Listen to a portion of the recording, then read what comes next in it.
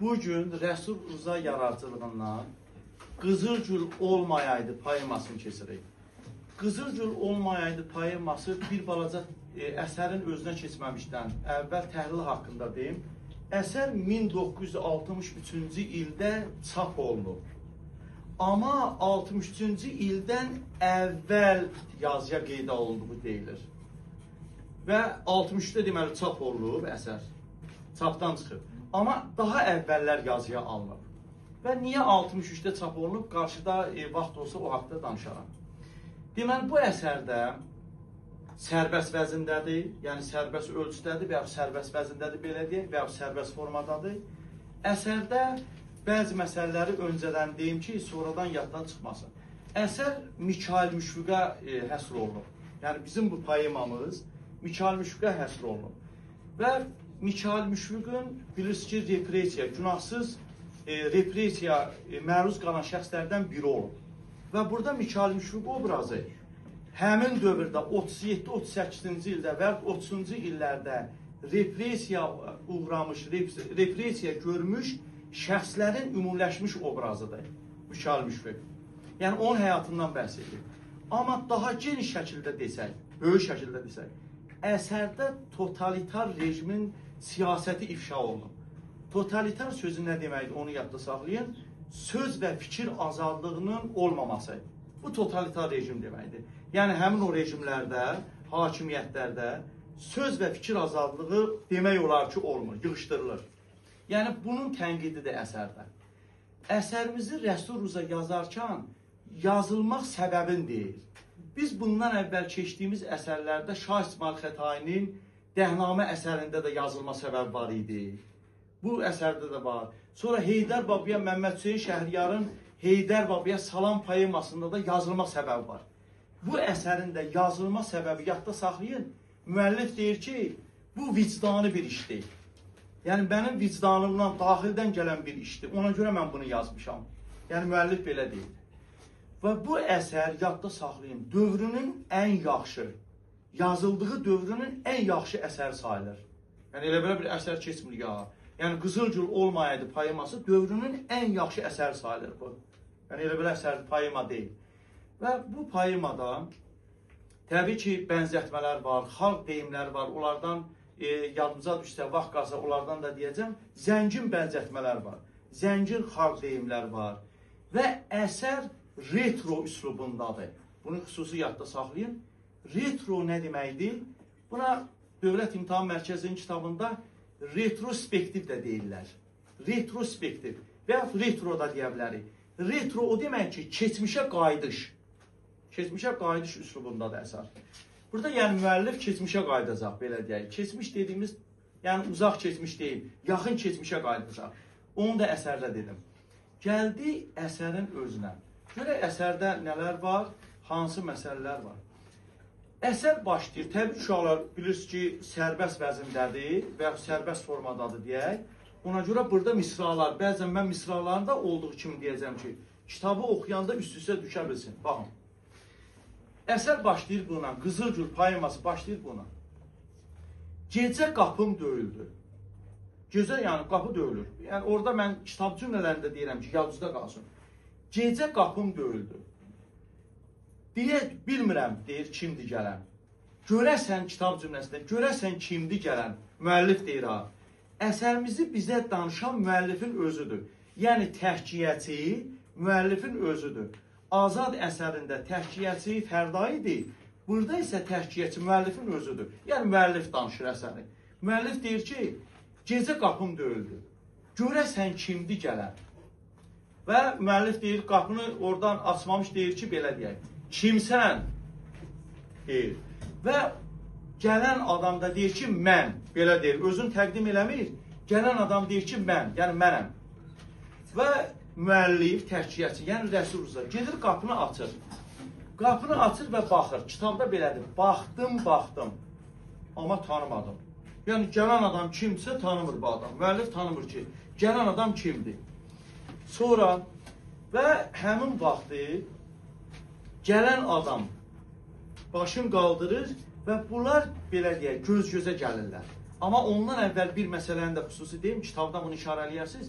Müəllif həmin o təhkiyəçi Rəsul Rza gələn adamı tanımır.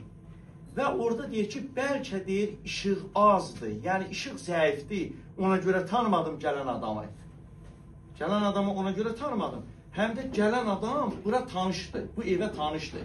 Müəllif gilə. Çünki gələn adam mən deyirsə, özün təqdim eləmirsə, deməli bu evə əvvəllər də gəlir və yaxud evdəkilər onu tanıyır ki, mən deyir də.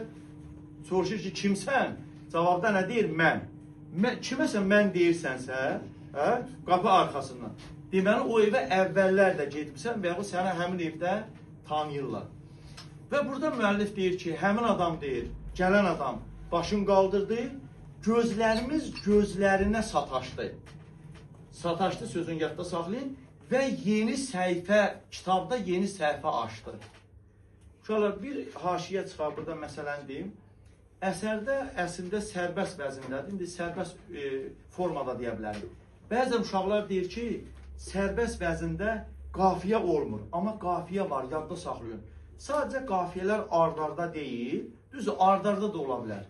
Amma bir neçə misradan da bir ola bilər. Məsələn, bax, burada sataşdı sözü ilə, deməli, yeni kitab səhifə açdı, biz belə deyirik də. Bu da qafiyədir. Yəni, sərbəst ölçüdə də, sərbəst vəzində də, sərbəst formada da nə var? Qafiyə var. Onu yadda saxlayın. Elə bilər ki, qafiyəsizdir. Deyərsiniz ki, bu qafiyəsiz, xeyr, qafiyə var. Gəldik əsərin özünə.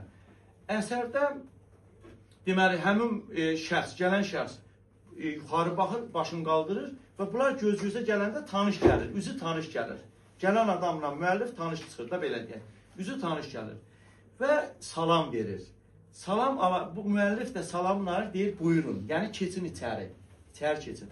Və bizə gələn adamın zahiri görkəmin veriblər. Gələn adam qadın idi, indi bunu deyəcək. Gələn adam nimdaş palto geymişdi, yəni köhnə palto geymişdi.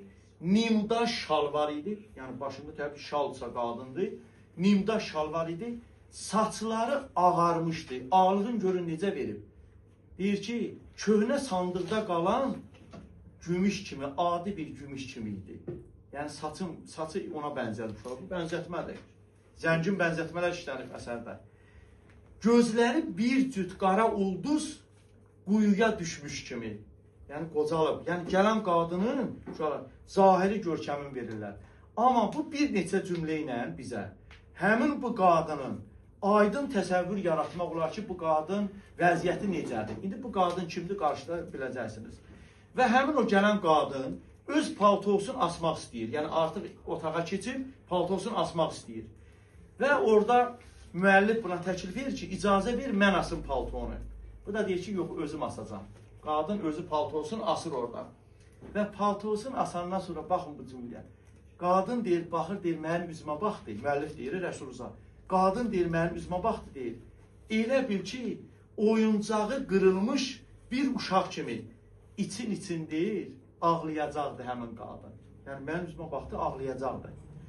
Və bir qədər keçdi, artıq bu içəri keçib, həmin o gələn qadın içəri keçib və buradan həmin o qadın bir növ ağlayır və bir qədər keçəndən sonra özünü toxtayır, yəni özünə gəlir. Və yavaş-yavaş dodaqlarında təbəssüm olur. Kitab cümlələrini deyirəm, uşaqlar, təsadüfi cümlələr deyil bunlar. Həmin o qadının dodaqlarında təbəssüm əmələ gəlir, yəni bir balaca gülür, özünə gəlir həmin o qadın. Və burada müəllif, təhkiyəçi müəllif, Rəsul Rza, yadına köhnə xatirələr düşür. Kitab cümləsində belədir ki, illər qanırılıb geriyə, qanırılmaq geriyə çevrilmək deməkdir uşaqlar. İllər qanırıldı geriyə, yəni illər geriyə döndü.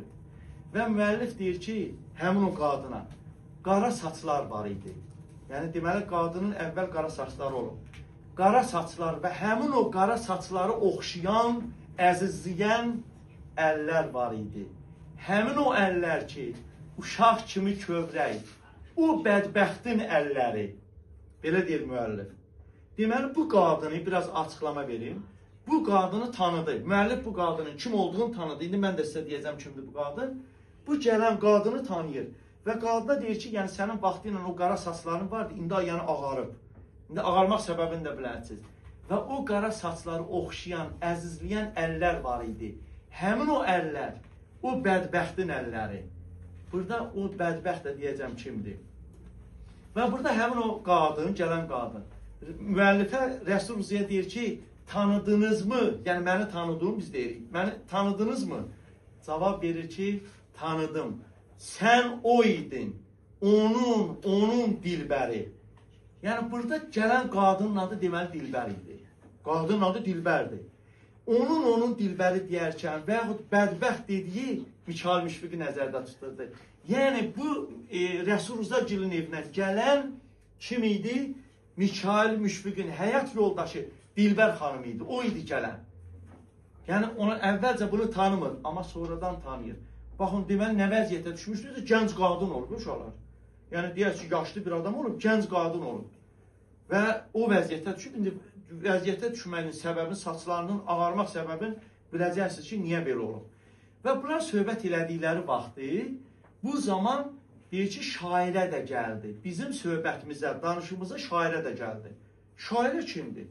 Şairə Rəsul Ruzanın, müəllifin, təhkiyyətçinin həyat yoldaşı Nigar Rəfibəylidir. Adı kitabımızda şairə kimi gedir.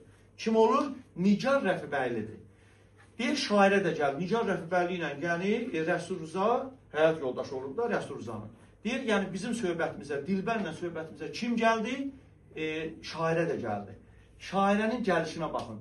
Şair Nigar Rəfibəyli gələndə donub qalır bir növ. Yəni, görür ki, Dilbər qarşısında da, vaxtı ilə tanış olan adam Dilbər qarşısında donub qalır.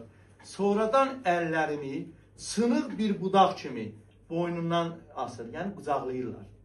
Qucaqlayır bunu və başlayırlar ağlamağa. Burada ağlayırlar, qadınlar ağlayırlar. Nigar Rəfibəyli ilə kim? Nigar Rəfibəyli ilə Dilbər xanım ağlayır.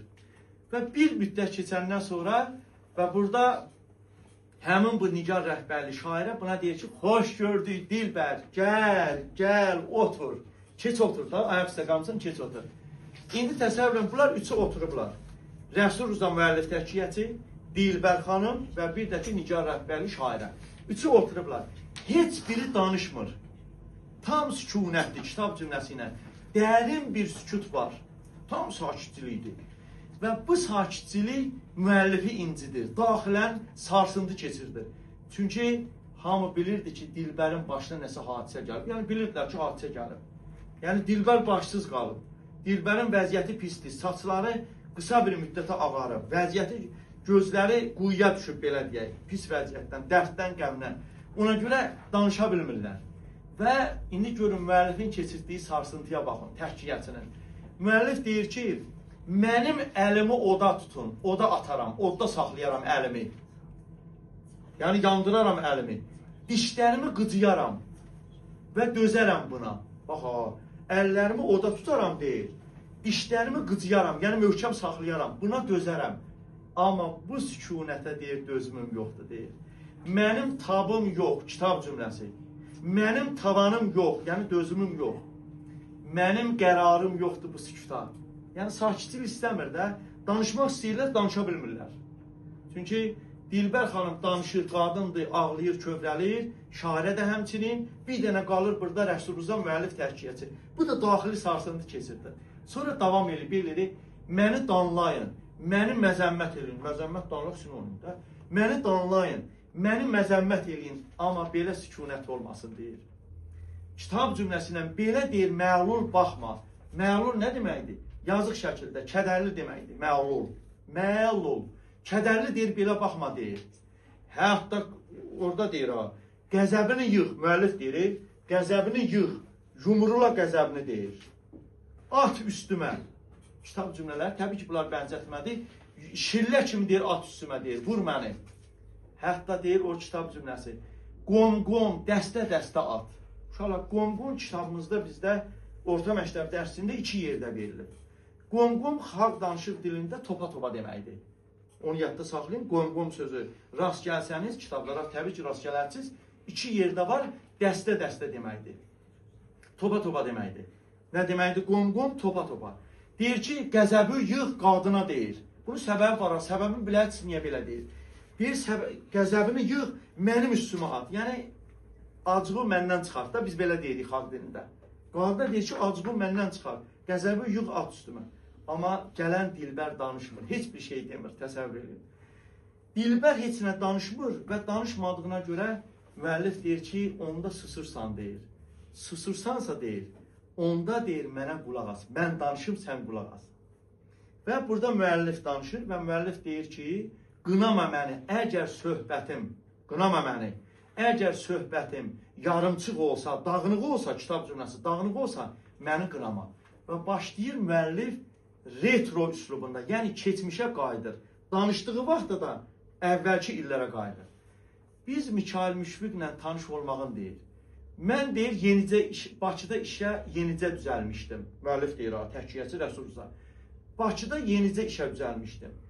Yenicə işləməyə başlamışdım. Başımda kənd havası, bir də gənclik sevdası. Kitab cümləsi belədir. Başımda deyir, gənclik sevdası, bir də kənd havası. Yəni mən kənddən gəlmişəm də onu demək istəyirdi. Kənd mühitindən gəlmişəm. Rəsulza onu deyir. Və biz Mikail Müşfiqlə yaz səhəri tanış olduq. Gənc İşçi qəzetində tanış olmuşuq. Yaz səhərində Gənc İşçi qəzetində təxminən bu 30-cu illərdə əvvəl keçirdik. 30-cu illərin əvvəllərində olub bu. Bunlar bir-birinə tanış olmalı. Günlərin bir günü belə deyək, Rəsulza oturmuşdu masasında və deyir, mən masamda oturmuşdum. Bir də Mikail Müşfiq mənə yaxınlaşdı. Gəldi, əlini uzatdı. Dedi, gəl tanış olaq, Mikail Müşfiq. Qoçaqsan, qafiyə tapsan. Yəni, Mikail Müşfiqə, mənim adım Mikail Müşfiq deyil və buna bir dənə qafiyə tap. Və burada müəllif də deyir ki, mən də cavab verdim ki, ağır olar bu yük. Baxın, biraz Mikail Müşfiq sözünə qafiyə tapmaq biraz çətindir. Bunun elə bilin ki, biraz qulaq qafiyəsinə oxşar deyil. Ağır olar bu yük.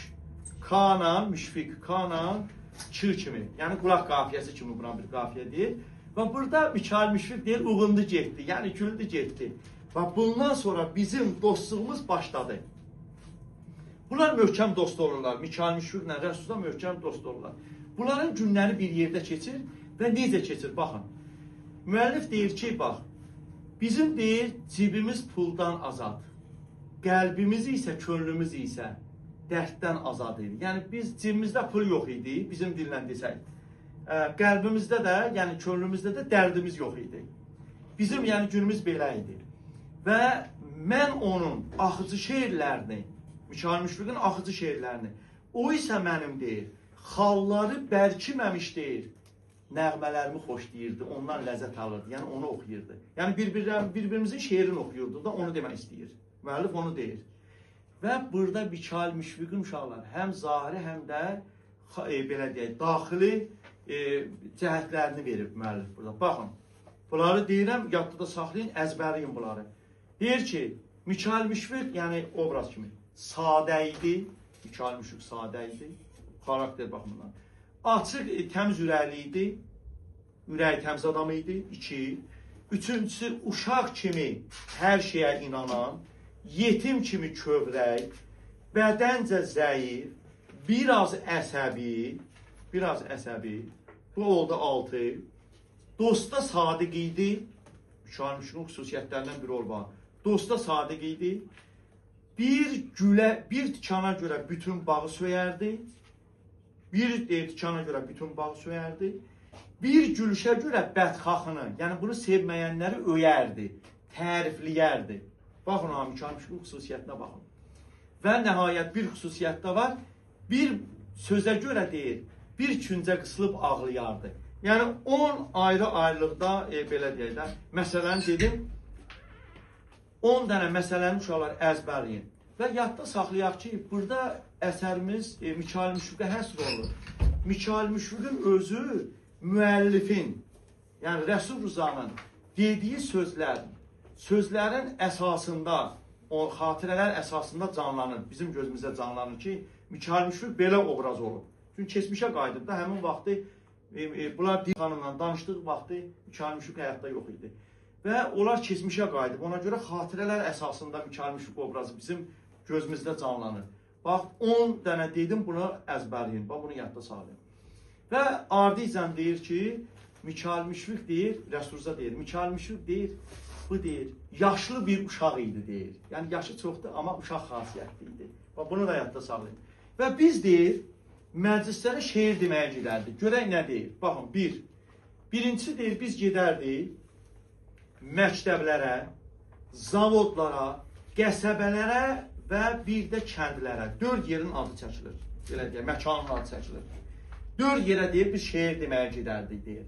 Özü də deyir, şeir deyəndə deyir, salon susub durardı. Buna da bir metonimiya işlənib, onu da yadda saxlayın. Salon susub durardı. Yəni Mikail Müşfiq şeir deyəndə bütün salon susub durardı. Ham ona qulaq asardı. Özü alovlu misralarla deyərdi. Oxutar, səni kim unudar? Və müəllif deyir ki, bu sözlər deyir, indi Mikail Müşfiq haqqında desək yeri var. Səni kim unudar? Heç kəs səni unutmaz, onu demək istəyir. Və ardıca müəllif deyir ki, Mikail Müşfiqin bir şakəri var idi. Şakər sözünün mənası adət, vərdiş deməkdir, ərəb sözüdür. Deməli deyir, Mikail Müşfiqin bir şakəri vardı, vərdişi var idi deyir. Şeir deyəndə gözlərini yumardı. Şeiri əzbərdən deyərdi. Heç vaxt çaşmazdı şeirdə. Baxın ha. Və müəllif davamını deyir ki, mən elə fikirləşirdim ki, bizdən əvvəl nə göy olub, nə yer olub. Yəni biz olmuşuq da, yəni belə deyək. Yəni o qədər bunların dostluğu, mehribançılıq olub ki, gör nəyə bənzədir. Deyir, mən elə bilərdim ki, müəllif deyir, bizdən əvvəl nə göy, nə yer olub. Baxın ha, bir-birinə necə sadiq, necə dost olub, necə mehribançılıq olublar. Və ardıca davam edir ki, Mikail Müşfiqin şair olmasında səbəblər var. Baxın, şair ola bilməzdi əgər Mikail Müşfiq, əgər olmasaydı xalq, torpaq, sonu qırlarla bitənlərdir. Xalq, torpaq, yarpaq, səhər və dilbər. Ərrə 2 dənə, 3 dənə q hərfi ilə bitəndi, 2 dənə də r ilə bitənlərdir. Səhər və dilbər. Deməli, bizim Mikail Müşfiqin şair olmağının 5 səbəbi var imiş. Onlardan biri təbii ki, dilbər imiş. Bax, bunu yadda saxlar. Onlardan biri nə imiş? Dilbər imiş. 5 dənə şey var ki, bunun şair olmaq səbəbinin 5 dənə səbəbi var. Bunu dedi. Və burada əsərimiz yenə davam edir. Əsərdə, belə deyək, davam edən məqamda göstərilir ki, Mikail Müşfiqi hamı sevərdi. İndi görün kimlər sevir. Məktəbli də sevərdi. Kəndli də sevərdi. Fəhlə də sevərdi. Günlərin bir günü şeir məclislərin birində Mikail Müşfiq öz şeirini dedi. Öz şeirini dedi. Və şeirini deyib bitirəndən sonra deyir, bunun qarşısına deyir, bir qoca kişi çıxdı. Qoca kişi deyir, bunu qucaqladı və dedi ki, sağ ol bala, dedi və onun şeirini təkrar elədi. Oxutar, səni kim unudar? Bir dənə bir haşiyə çıxım. Bax, bizdə testlərə düşə bilər ki, Mikail Müşfiq öz xalqını sevirdi. Xalqının mütərəqqi ənənələrini sevirdi. Bu fikir düzdürmü? Təbii ki, düzdür. Məsələn, xalqın adət ənənələrini sevməyi biz hardan bilirik? Zəngin bizim musiqimiz, zəngin biz söz sənətimizi sevməyini hardan bilərik? Uşaqlar, baxın, tara aid şeir yazıb, oxutar, səni kim unudar? Xalqımızın keçmişidir tar. Mədəniyyətimizdir, keçmişimizdir. Bunu da dedim, bunu da yadda saxlayaq. Qaydaq əsərimizin özünə. Deməli, həmin o kişi, deməli, həmin onun şeirlərini təkrar edir, bunu yadda saxlayın. Və bunlar günü bir yerdə keçirirlər. Mikail Müşfiqlə Rəsul Rza təhkiyəsi günü bir yerdə keçirirlər. Axşama, səhərdən axşamacan şeir deyərlər, hətta sübhə qədər. Mikail Müşfiqin evinin təsviri var, baxın. Evinin təsviri deyir ki, pəncərəsi, bir otaqlı ev var idi. Pəncərəsi döşəmədən bir qarış yuxarıda idi, pəncərə sağı. Yəni yerdədir, amma pəncərə bir qarış yuxarıda. Və bunun qapısı, yəni otağın qapısı, qulun kimi, kitabınızda elədir, işarələyər sonunda, qulun kimi deyil, qışqırardı. Uşaqlar, qulun sözünün mənası atın balasına deyirlər qulun. Onu yadda saxlayın, atın balasının çox pis səsi olur. Həqiqətən çox pis səsi olur. Adə belə videolarda da yazıb baxsaq, görək ki, çox pis. Yəni pis dediyimiz, yəni kobud. İnsan, belə deyək də, səsi qəbul eləmir həmin o səsi. Xoş olmayan səsdir. Görün nəyə bənzədir? Qapının səsi. Deyir ki, onun səsi deyil, qulun səsi kimi qışqırırdı, qapının səsi. Cırılıyır da biz belə deyirik. Yəni, qulun nə deməkdir? Atın balasının deməli, səsinə bənzədir. Evin suvağı, yəni biz şkatur deyirik rus dilində. Evin suvağı adi yoldan kimsə keçəndə evin suvağı yerə tökülərdi. Bax, bunun belə bir ev var idi. Amma günümüz xoş olardı. Hətta burada bizim bütöv variantda günləri 1 manatla keçərdi bunları. Və bunlar Gəncə pendiri istifadə edərdilər. Ən yaxşı günləri Gəncə pendiri, bir də dağlı çörəyi yerdilər. Pendir çörək yerdilər də. Amma günləri xoş keçərdi. Səhərdən axşamacan şeir deyirdi. Hətta sübhə qədər şeir deyərdilər. Bizə belə deyirim müəllim. Mən dəli, sən dəli. Yəni ikimiz də dəliyik də. Səhərdən axşamacan, axşamdan sübhə qədər bunlar şeir deyərdilər. Və həm dünya, həm yerli ədəbiyyatdan şairlərimizdən nümunələr istifadə edib bunları oxuyardılar. Görək kimlərin adı çəkilir, baxın. Füzuli, Nədim, Puşkin, Bayron, Sabir, Natəvan.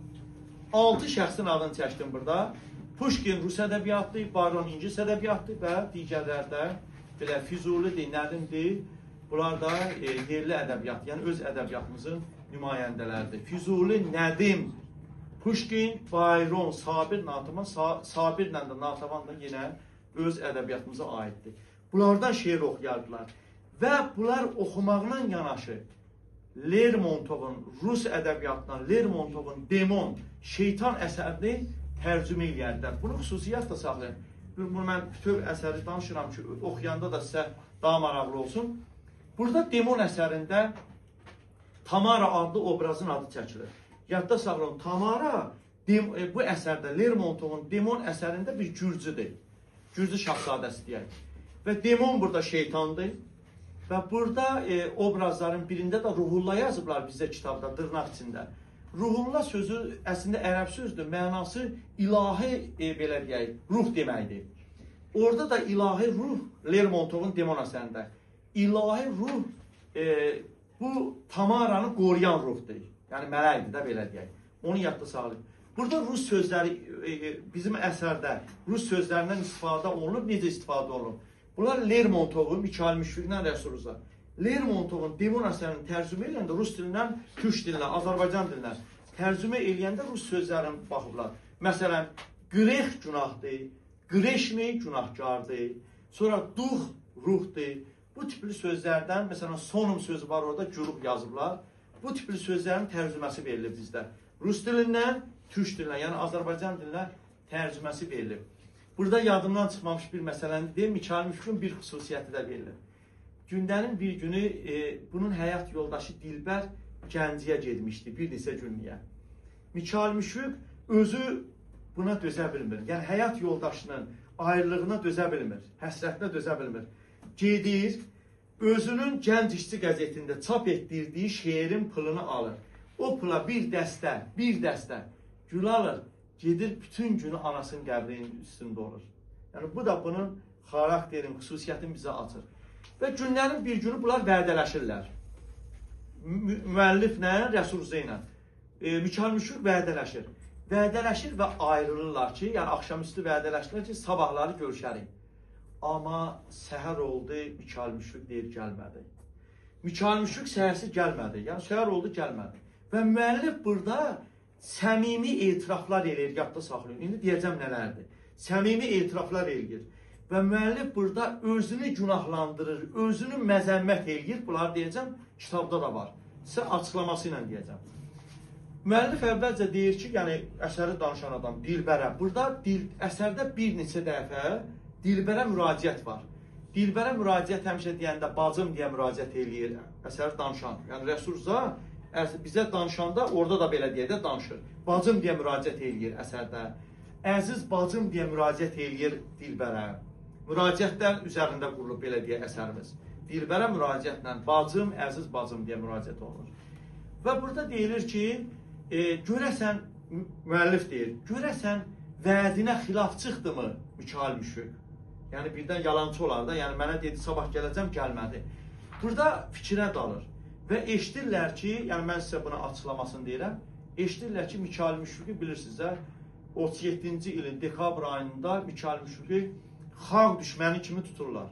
Və burada müəllif deyir ki, baxın, Dilbərə müraciətlə deyir ki, mən sizin deyir evə gəlmədim. Yəni o tutulandan sonra sizin evə gəlmədim. Çünki deyir, gecə tutulanlar deyir, səhər kimi axtarırdı. Gecə həbs olunanlar, gecə yoxa çıxanları, kitabda belədir. Gecə yoxa çıxanları səhər kimi axtarırdı. Yəni mən niyə axtarmalıyam? Və burada müəllif əvvəlcə elə başa düşür ki, özü də deyir, özü boynuna alır. Özünü günahlandırır, özü boynuna alır ki, səmimi etiraf edir ki, baxın, görə nə etiraf edir?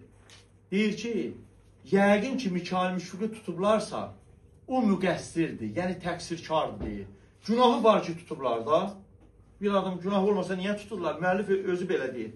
Yəni 1937-ci ildə də həqiqətdə Mikail Müşfiq tutulanda Rəsulullah ilk öncə belə fikirləşib ki, yəqin ki, Mikail Müşfiqin günahı var ki, tutublar da. Təqsirkardır o, müqəssirdir o tutublar. Xalq düşmənidir də belə fikirləşir. Amma sonra baş verən hadisələr Rəsulullah səhv elədiyin bizə göstərir və bunu uşaqlar Rəsulullah özü səmimi etiraf edir. Görə necə etiraf edir? Baxın. Deyir ki, etiraflarına baxın.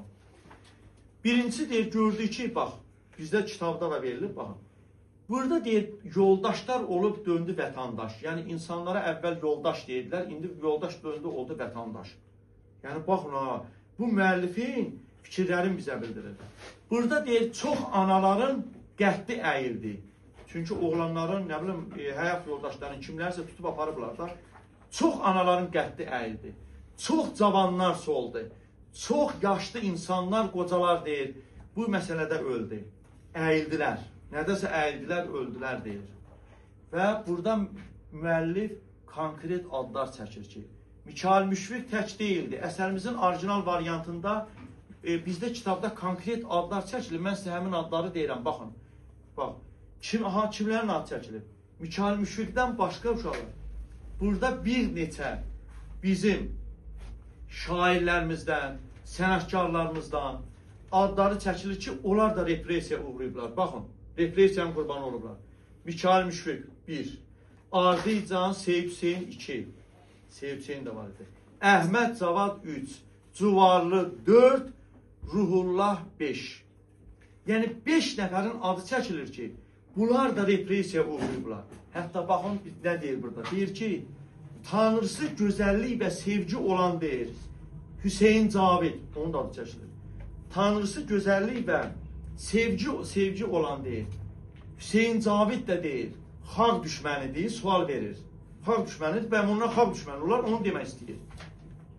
Sonra ardıcan baxın, represiyanı eləyən adamların adını çəkib müəllif.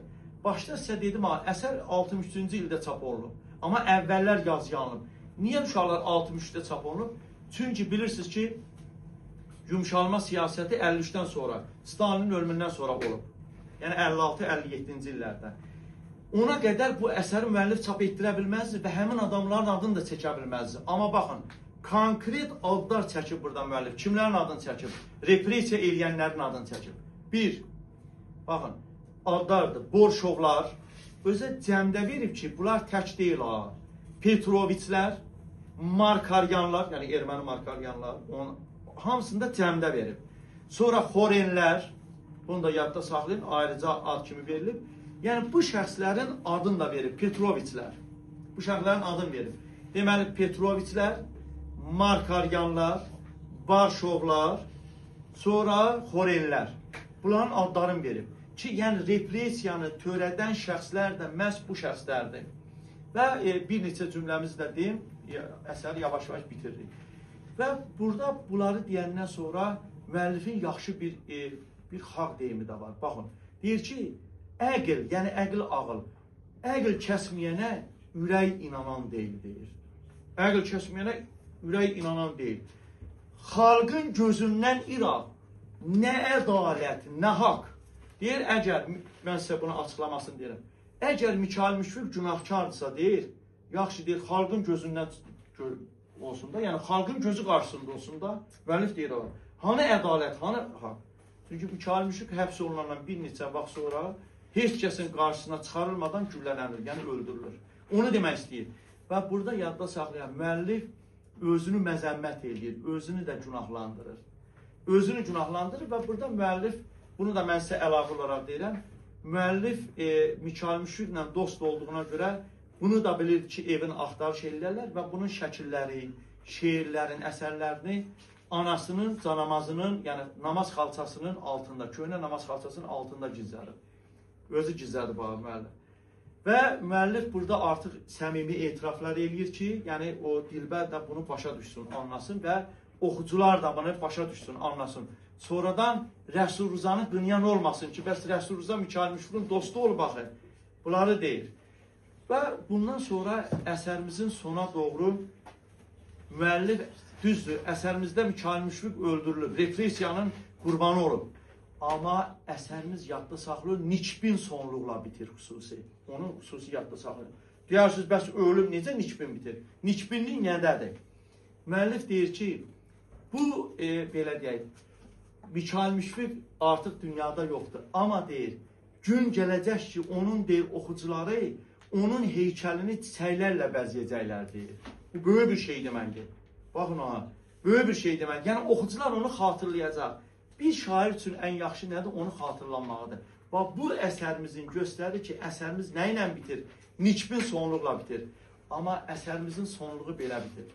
Deyir ki, ancaq elin qəmli gəlini görə nə deyir? Qızıl gül olmayaydı, saralıb solmayaydı.